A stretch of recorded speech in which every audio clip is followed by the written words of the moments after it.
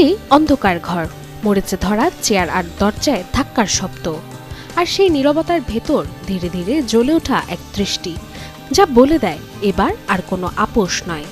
এমনই এক সাসপেন্স নিয়ে সপ্তাহে ওটিটির পর্দায় আসছেন অনিল কাপুর তার নতুন সিনেমা সুবেদার নিয়ে।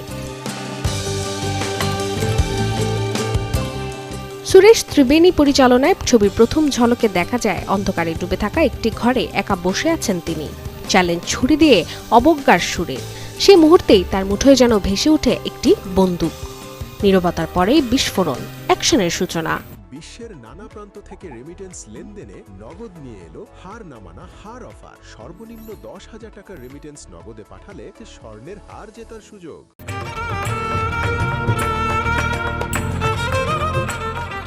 একদিন ওটিটি প্ল্যাটফর্ম জি5-এ বাস্তবের প্রেমের গল্প বলবেন 70-80 দশকের বলিউড ক্রাশ ডিম্পল কাপাডিয়া, যে ছবির নাম জাব খুলি কিতাব। সিনেমাটি পরিচালনা করেছেন সৌরভ শুক্লা।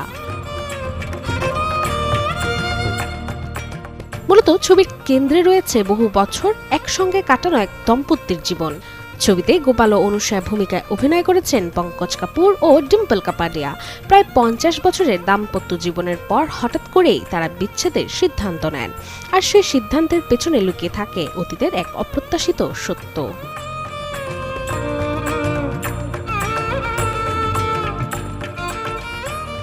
তবে অনলাইন প্ল্যাটফর্ম ছাড়াও এই সপ্তাহে প্রেক্ষাগৃহে আলোর মুখ দেখতে যাচ্ছে সিনেমা না জানে কেউ, যেটি পরিচালনা করেছেন Bikash Arora. Desk report, channel 24।